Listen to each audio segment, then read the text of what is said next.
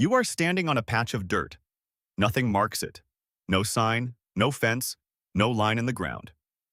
And yet if you take one more step, you could be arrested, taxed, or shot at. For 300,000 years, your ancestors never had this problem. There was no such thing as the wrong side of a line. So how did an invisible boundary come to control where you can live, work, and even die? Let's go back. Way back. For most of human history, your ancestors lived in small bands of maybe 25 to 50 people.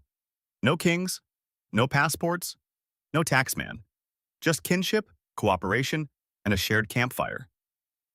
The anthropologist Robin Dunbar has spent decades studying why human groups tend to cap out around this size, and around a much larger number too, roughly 150, now known as Dunbar's number. That's the rough limit of stable relationships a human brain can maintain. Above that number, you stop truly knowing everyone. Strangers creep in, and strangers change everything. Think about that for a second. If you only ever have to deal with people you know personally, you don't need rules written down. You don't need borders. You don't need a country. Your reputation is your law. Everyone watches everyone. Cheat someone at the campfire, and by morning the whole band knows it. There is no need for a police force when there are only 30 pairs of eyes and none of them forget. So what changed? Agriculture changed it. About 12,000 years ago, something happened that looks, on the surface, like progress. Humans in the Fertile Crescent began planting wheat and barley instead of foraging for it. Settlements grew. Food surpluses appeared. And for the first time, people stayed in one place long enough to build something permanent. Here's the counterintuitive twist. The anthropologist James C. Scott argues that this wasn't the triumphant leap forward we were taught in school. In his research on early states, Scott describes agriculture less as a liberation and more as a trap. Grain, unlike wild game or foraged roots, can be seen, counted, taxed, and stored in one place. A wandering hunter-gatherer is nearly impossible to control. A farmer, rooted to a field, is easy to find. Easy to tax, easy to rule. And once you can tax someone, you need to know where your right to tax them ends and someone else's begins. That is the seed of a border, not a wall, not a fence, a claim. Now picture the scene. A river valley in ancient Mesopotamia, around 3100 BCE. The city of Uruk has grown so large that strangers are unavoidable. Thousands of people who will never share a campfire, never learn each other's names, now live inside the same walls. How do you keep order among people who are, in every meaningful sense, strangers to one another? You write it down. Literally. The earliest writing systems, cuneiform tablets from Uruk, weren't poetry or prayer. They were inventories, grain stores, tax records. Who owes what to whom? Writing itself may have been invented not to tell stories but to keep track of property and people at a scale no human memory could manage alone. This is where the idea of a country starts to take shape. Not as a flag or an anthem, but as an answer to a very practical question. How do you organize cooperation among people who are complete strangers to each other? The anthropologist Robert Carneiro proposed an influential theory to explain why some of these early societies became full-blown states, while others didn't. He called it circumscription theory. In fertile river valleys boxed in by desert or mountains, like the Nile or the Tigris and Euphrates, people couldn't simply walk away when a ruler got greedy or a rival group got aggressive. There was nowhere else fertile to go. That pressure, that inability to escape, is what Carneiro believed forced small farming villages to merge, submit, or conquer their way into larger, centralized political units. In other words, the first governments may have been born not from cooperation, but from people being trapped together with no way out. Compare that to a hunter-gatherer band on open land. If a leader becomes tyrannical, you just leave. Your feet are your veto. But circumscribe people, box them in with geography, and suddenly a chief with an army and a granary can start telling you what to do and you have nowhere to run. So a border, in its earliest form, wasn't a line on a map. It was the edge of a floodplain, the reach of a river's irrigation, the distance a king's soldiers could march before running out of food. There's a second layer to this story, one that happened long before Uruk or its tax tablets. Go back further still, to around 11,600 years ago, to a hill in what is now southeastern Turkey called Göbekli Tepe. Massive carved stone pillars, arranged in circles, built by people who, as far as archaeologists can tell, had not yet fully committed to farming.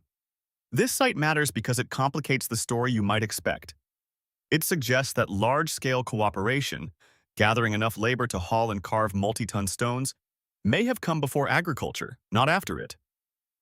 Maybe it wasn't only the need to guard grain that pulled strangers together under one roof. Maybe shared belief, a shared ritual, a shared reason to gather in the same place year after year was already doing some of that work. Territory, in other words, may have first been drawn around a sacred place before it was ever drawn around a field. Either way, once people committed to staying, the maps in their heads began to change. A hunter-gatherer's mental map was a network of trails, waterholes, seasonal camps, a web with no edges because there was always more world beyond the horizon. A farmer's mental map has a boundary. This field is mine. That field is my neighbor's. And where two claims meet, you now need something you never needed before, a rule for what happens at the seam. Let's reconstruct a day inside one of these early city-states. You wake up not to the sound of birds in an open savanna, but to the sound of a bell or a horn marking the start of the workday because now, time itself is organized by someone else. You walk past a mud brick wall, and you know, without needing a sign, that beyond it is someone else's territory, someone else's law. You owe a portion of your harvest to a temple or a palace you have never personally visited, run by a person you may never meet. This is a radically new kind of relationship. Loyalty is no longer to people you know. It's to an institution, an idea, a country, an embryo. Here's the question worth sitting with. If borders were invented to manage strangers, what happens as the number of strangers keeps growing? The answer is that the logic never really stopped scaling. City-states became kingdoms. Kingdoms became empires. Empires eventually fractured or reorganized into the nation-states we live inside today. Invisible lines with astonishing power, backed not by rivers and deserts anymore, but by treaties, satellites, and armies. The tools changed. The core problem, organizing cooperation and control among people who will always mostly be strangers to each other, never did. Even the passport in your drawer is younger than you might think. For most of recorded history, moving between kingdoms required little more than money and nerve. Standardized, photograph-bearing passports, as a mass requirement for ordinary travelers, are largely a product of the 20th century, hardened into global norm after the upheavals of two world wars, when governments wanted a reliable way to say exactly who belonged where. What feels ancient and permanent to you, the idea that your right to stand in a particular place depends on a document, is barely 100 years old. Your ancestors spent 3,000 centuries without one. And here's the twist that should genuinely unsettle you. The modern nation-state, with its passports, its citizenship, its sense of permanent, almost sacred identity, is a strange evolutionary mismatch.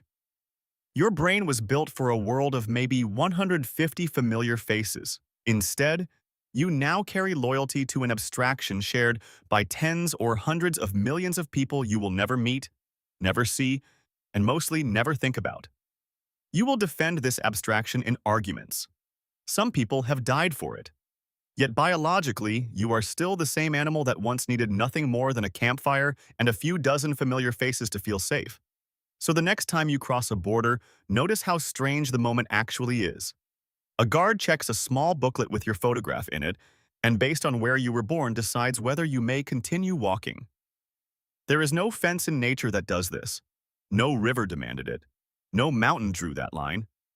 Humans did slowly, out of the same pressures that once forced desperate farmers in a floodplain to accept a ruler because there was nowhere left to run. You didn't choose the country you were born into.